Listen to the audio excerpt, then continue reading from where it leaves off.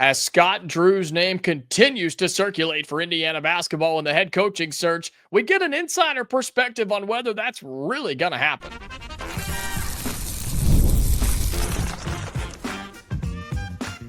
You are Locked On Hoosiers, your daily podcast on the Indiana Hoosiers. Part of the Locked On Podcast Network, your team every day.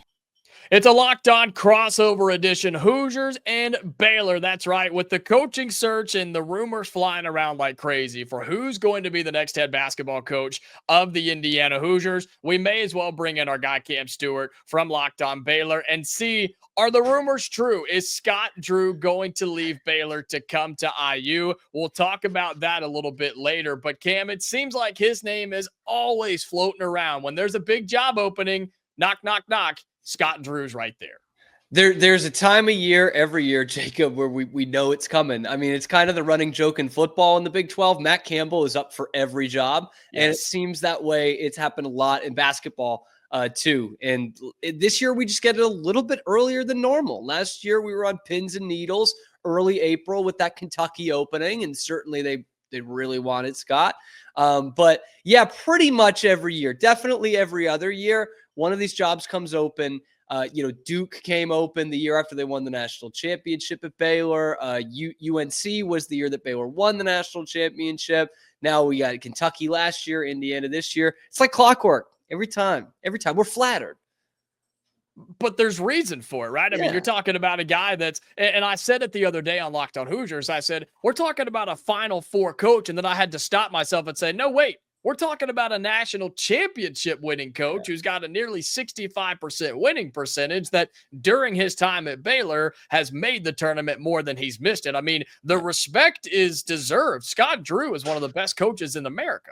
Yeah, there's only so many coaches, and that number is dwindling of active national champion head coaches. Yeah. There's no more Krzyzewski. There's no more Williams. There's no more Wright. It's Izzo, Scott Drew, Hurley. I almost said Bobby Hurley. That's far from correct. Danny Hurley. There's not many. I don't know how many more there is than that. So you're talking about a pretty elite company, And the other thing too is those numbers. Baylor's not having a great year this year. That'll be part of this story. But when you look at those numbers, you got to also remember where he started. I mean, we all know the story so well at Baylor, but he comes in 2003.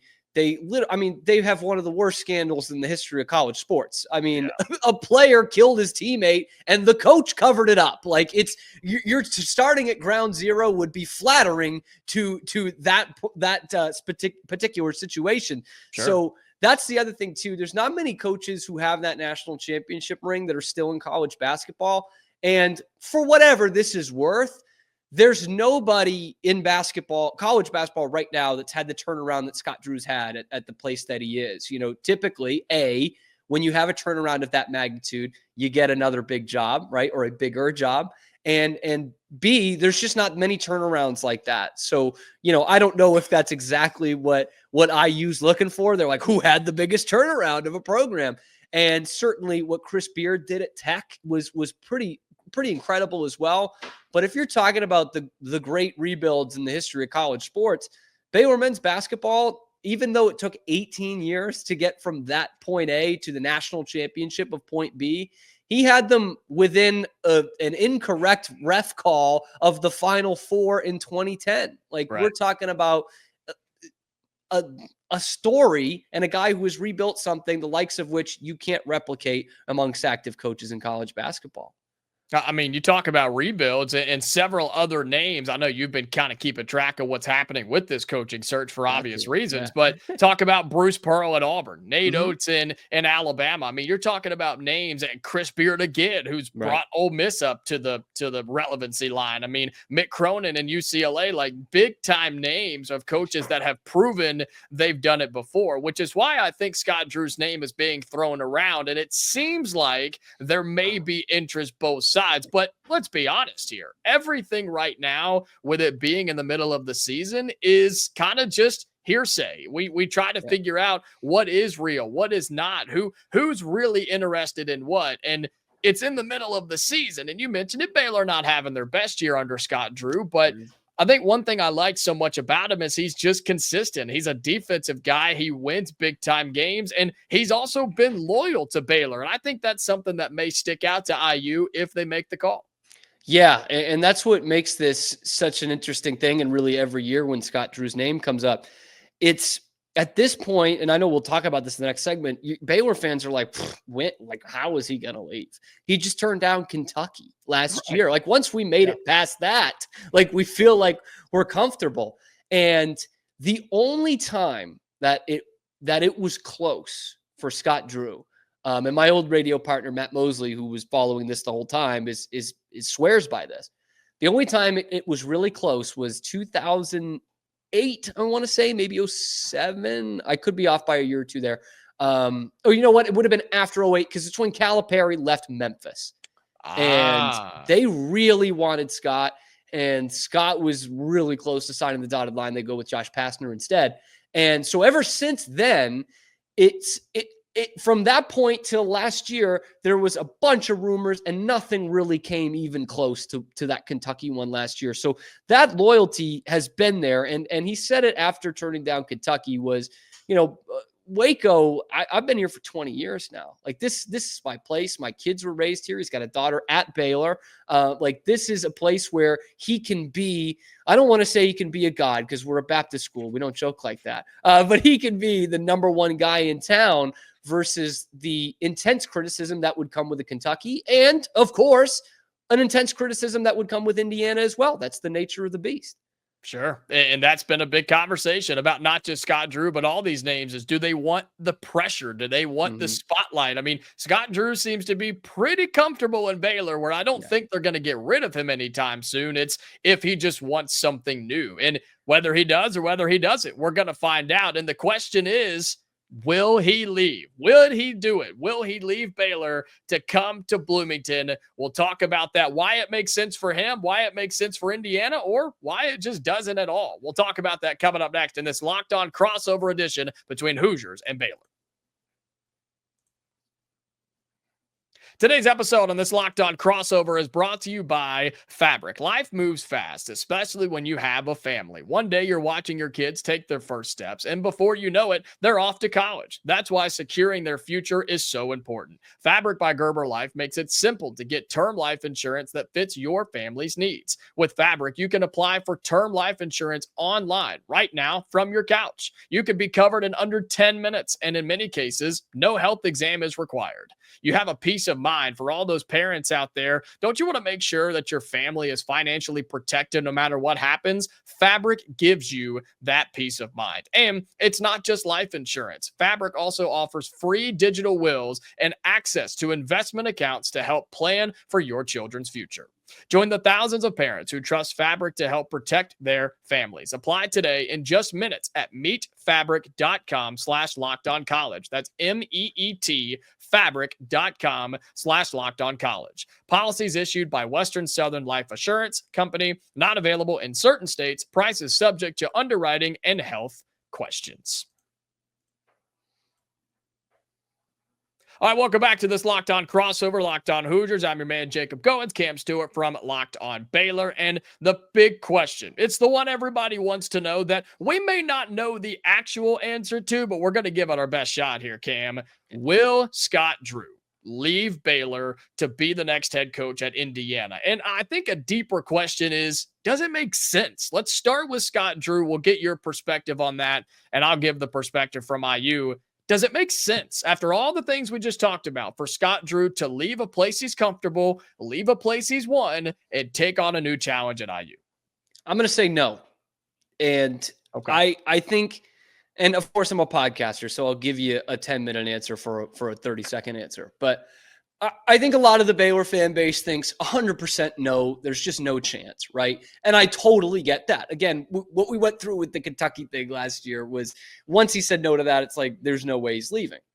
But I will say I'm a little less sure. And by that, I mean, I give it like a 5% chance, just because where Baylor's at right now. I mean, if you're Scott Drew, I don't want to say you can't take them any higher, because you could, in theory, win more national championships. You could go to the Final Four again.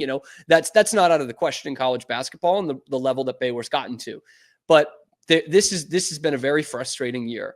And I think a big part of it is they have NIL money. They don't have Indiana NIL money, but they do have NIL money. And they've had some really good donors the last couple of years giving to this program. That's how you get to, competitive teams after the national championship, because that was barely pre-NIL. That's right. How you get a new arena like you've got. And that's how you have at least 3 players on the roster who are making more than $500,000 this year. At Baylor for basketball, that's a big deal. And this season has fallen way flat. Like, they're battling to stay in the tournament picture against Oklahoma State tomorrow. Like, that's not a place you want to be in on March 1st, right? We understand. We understand. Yes, I'm glad you can relate to that. But I think there is a world where we're heading into revenue sharing in the next month, right? In April is when that's going to come up.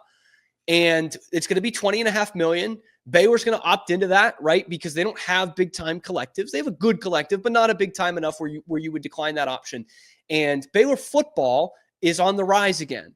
And so I think there's a world where a lot of money that was being allocated towards men's basketball is now going to be put more towards football, because they feel they're close to being an Indiana type and getting to the college football playoff. They feel like they're close to that with the players they have coming back and the belief they have in Coach Dave Aranda. So if that starts to muddy the picture a little bit, because we know we have a good idea that Scott Drew, after turning down Kentucky last year, went to athletic director Mack Rhoades and said, I need a blank check, not for me, for the program. I need the backing to get back to a Final Four. And I see a possibility where there's going to just not be as much money next year. And he's going to say, I'm not going to be able to do what you guys expect us to do now without that kind of money. And you missed an opportunity to cash in on that last year with Kentucky. You were going to have endless resources. And maybe there's a world where it's like, maybe this is a sign. This is the second year in a row I've gotten a program after me that has endless resources when it comes to men's basketball. So that's the only thing I think that could muddy up the picture. But at the end of the day, I'm one of those guys who is like, don't overthink it. He turned down Kentucky. Like, no disrespect to Indiana, because obviously traditionally those 2 programs are right at the very top. But where they are right now, Kentucky is still in a better position. And for Scott Drew to say no, it just feels like that was maybe the end of the road of prying Scott Drew away. I think it's a great reasonings and explanations. And I know you've talked about this on Baylor, and I've talked about it on Hoosiers with the state of Indiana connections, the area of the country that it is, and those exist. But how much do those really tie into when a coach sits down, talks with the family, and says, is this what we want to do? And your reasonings for possibly leaving Baylor, they go right in line with what Indiana can offer, which is incredible NIL money, more than most people understand, even with the football stuff with Curt Cignetti, with getting to a playoff, and he walked in and demanded it, and they're giving it to him, and rightfully so. But on the basketball side of things, it almost is endless because of the big money people who want to see this program be relevant, which it really hasn't been since the 90s. And so you get somebody like Scott Drew, who's coached for a long time, who also has a lot of years left, I think. And that's what it comes down to, Cam. I really do think it comes down to, does he want to coach that much longer? If he wants to do 3 to 5 years, I think staying at Baylor is probably the right option. But if he's like, I got 10 or 15 left in me, then maybe Indiana's the move for him. I think it comes with the spotlight, sure, right? Yeah. It comes with the pressure. It comes with all the things. If you win at Indiana, you're idolized. I said it the other day, right behind Jesus on Sunday. But if you lose, they want you gone and they never want to see your face again. So do you want to take that if you're Scott Drew? And the question we're asking is, does it make sense? If he wants all of that, yes. If he doesn't want to deal with that, then no, I'm with you. Maybe it doesn't make sense. Yeah, and especially on the age thing, like it's interesting because he's right at the end of, like, in a couple of years, in your mid 50s, late 50s, you don't want to start over. Like it doesn't really matter. You know You're where you're going, prime, right? Right. Like this is kind of the golden hour. Like if you don't get him now, no one's going to get him just because of the age thing. And the other thing too is his dad obviously was a legend at Valpo, and he gave it up in his early 60s.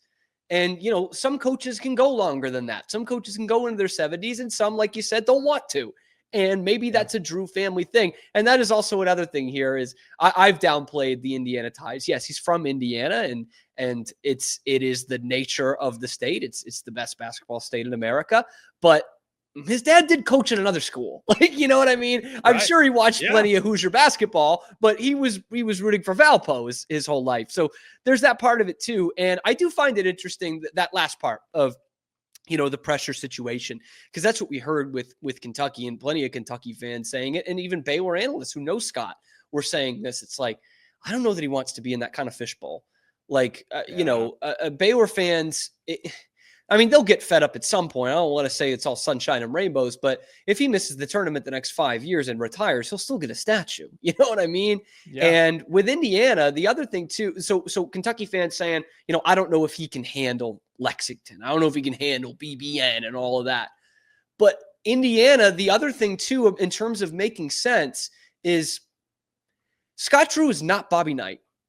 All right. That was another thing Kentucky fans were worried about, that he was going to go in there and be all happy and be teaching Sunday school. Scott Drew's not necessarily that, but he ain't throwing a chair across the floor. Right. That's fair. And that is a cultural thing, I'm sure, with Hoosiers fans. You want, at this point, it's been 20 years, like you want the right guy, but you also, there is kind of that Indiana basketball culture that we're not just going to brush off some of these losses. You know, Scott Drew loses to Colorado, the worst team in the Big 12 last week. And he's like, just another day in the Big 12. Like, that's not going to fly in Bloomington. No, it's not. Even I know that. You know what I mean? No, it's not. And so that is, the guy wins a lot. And I think that's paramount. But there are guys like, I think of Bo Pelini at Nebraska, who won quite a bit, but they said, A, he didn't win enough, and B, he's not one of our guys. Yeah. And you could run into that issue at Indiana, even if you're winning and going to the Sweet 16. That's better than where you guys are at right now. But in the long term, Indiana's thinking Final Four national championship with their next home run hire. So if Scott Drew's going to be that, that's where you got to be. And yeah, he ain't, he's not going to be throwing chairs across the floor, unfortunately. I think sometimes we would love that. Sure. It's funny you say all of that, because that's such a big focus on this hire. And with all the names that I've talked about throughout the last couple of weeks on the show, is there's a fine line between, do you want the Mick Cronins of the world who just kind of piss everybody off along the way, but they win games? Or do you want somebody who's just down to earth and a really nice guy? You've got to have somebody in between. Could Scott Drew be it? Maybe so. And we got to see if Indiana A makes the call, if Scott Drew answers, and does he accept it or decline. We're not going to find out for a few more weeks, though, because the seasons are still going on. And I think that's an important factor here, Cam. Yeah, and who knows? We might get a Baylor Indiana NIT matchup up there at Assembly. That would be great, man. Wouldn't that be nice? And to talk about some of the other candidates there, like obviously I haven't looked into it as much as you have, but you know, with Mick Cronin and Chris Beard, they're both much closer to that Bobby Knight archetype, and they do win a hell of a lot. Like they win everywhere they go. And I really respected Chris Beard in his time at Tech. Those MFers were tough to play against, and obviously they won. They took Tech to the national championship game. Like, again, bring a Bobby Knight into this. Like, we Indiana fans have seen what kind of program Tech is traditionally, and he took them all the way there. And you said, I mean, he's bringing Ole Miss to the tournament. They're relevant. They haven't been relevant in so long. So, yeah, both he and Cronin probably fit that kind of mold better, you know, for better or for worse, you know, whether you like that or don't, they fit that mold really well. And they win a lot. They didn't win the national championship like Scott Drew did, but they sure have won a heck of a lot. But yeah, we've got some time here. You can milk this thing out a good couple of weeks, because I don't know when Scott Drew's season's going to be over. But if you're looking at those three guys and for all three of them to be done, I mean, you might be talking about a month here. And we very well could. And we'll have to see what happens if Scott Drew could end up being the next head coach in Bloomington for the Indiana Hoosiers. He is Cam Stuart of Locked On Baylor. I'm Jacob Goins of Locked On Hoosiers. Got more coming up here as we wrap up this portion of a Locked On crossover between Hoosiers and Baylor. Today's episode of Locked On Hoosiers is brought to you by Prize Picks. March basketball is here, and there's no better way to get in on the action than with Prize Picks, the best place for daily fantasy sports. With Prize Picks, you can pick more or less on at least 2 player projections, and if you're right, you can win up to 1,000 times your cash. It's fast, easy, and keeps every game exciting. You can build lineups like this week, Jason Tatum. When that man steps on the floor, you're going to take more than his points line, or even Anthony Davis for his rebound number as well. I love how I can make my picks in less than 60 seconds and stay engaged all game long. And they're fast payouts. When I win, my money hits my account in as little as 15 minutes with no waiting around. Download the app today and use the code LOCKEDONCollege to get $50 instantly after you play your first $5 lineup. That's code LOCKEDONCollege for $50 instantly after you play your first $5 lineup. Prize Picks, it's time to run your game. All right, final segment here on today's episode of Locked On Hoosiers. Again, appreciate you so much for listening or watching. Hope you enjoyed a little crossover edition of the Locked On Podcast Network with our good friend Cameron from Locked On Baylor. And I got some insight on some more coaching search stuff, but there still is basketball to talk about as Indiana coming off yet another win, 2 in a row.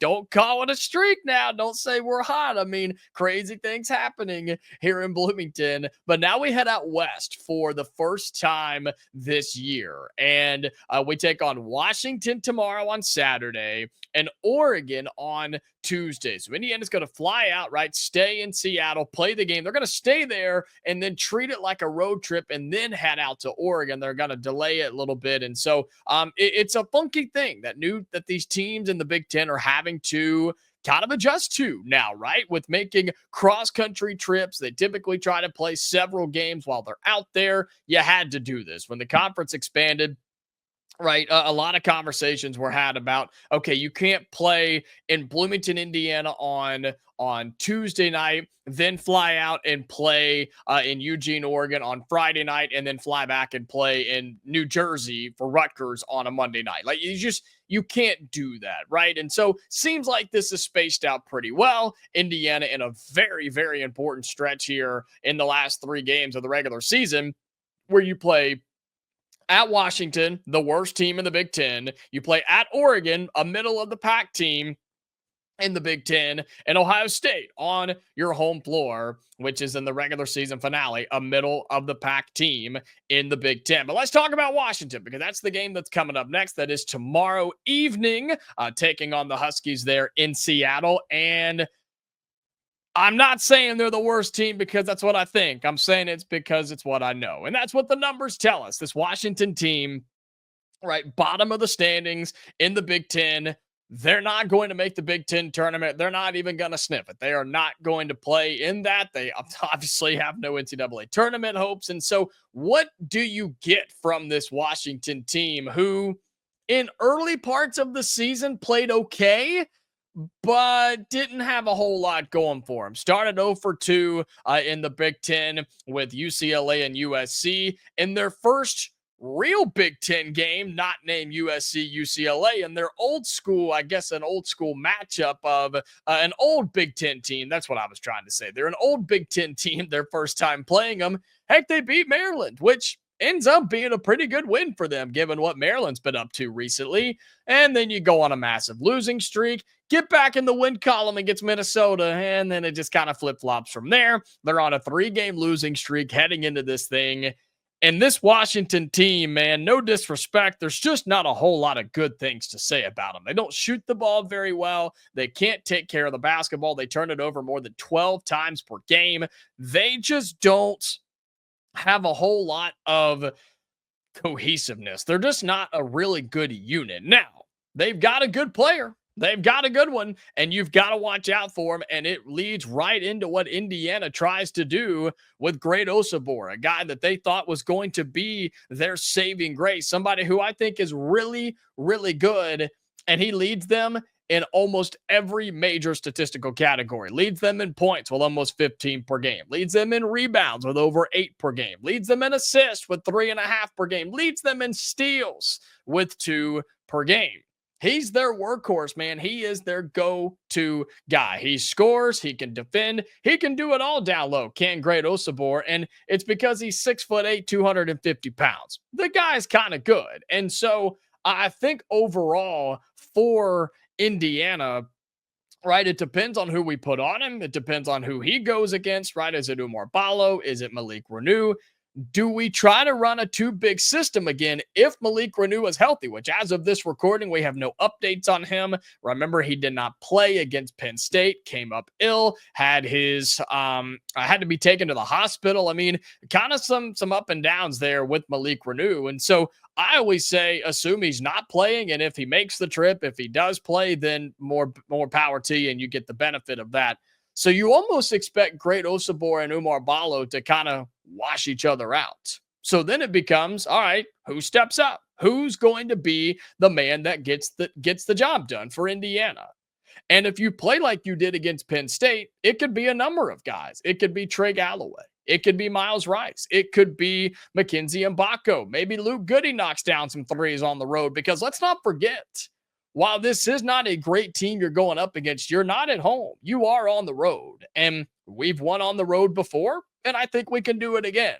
I'm not worried about the Washington team outside of Great Osobor. I'm worried about the Indiana team outside of Oumar Ballo. And if we can come up with some dudes who make some shots, don't turn the ball over, and score in the 80s, then we're fine. But if we're battling in the 60s down the stretch, and Oumar Ballo is the only thing we've got, or maybe he's been locked up, and we let a 4-win Washington team in the Big Ten upset us on their home floor. Man, this is one you can't afford if you're Indiana. You've got some momentum. You're starting to surge toward the tournament. You win this one, you've got Oregon on Tuesday and Ohio State next Saturday. You have a real chance to lock up an NCAA tournament bid, and you cannot afford to lose a game like this on the road against Washington. I've told you the matchups. I think Indiana's got a guard advantage, which doesn't happen all that often in the Big Ten right now. I think Indiana can dominate, run their offense, play legit defense, and just take care of the ball. If you do that, you wash out the two bigs, who else steps up? We're going to have to see as Indiana takes on Washington tomorrow on the road before they travel to Eugene on Tuesday. That's going to do it for today's episode of Locked On Hoosiers, man. Thank you so much again for being here. Cannot express how much I appreciate you as we are wrapping up the month of February. Tomorrow is March 1. It's hard to believe, but we're looking for another big month. All right. So thank you for listening. Thank you for watching. However you support this podcast, I really, really do appreciate you. Okay. We're back on Monday, Hoosier fans. So until then, stay safe, and I'll talk to you later.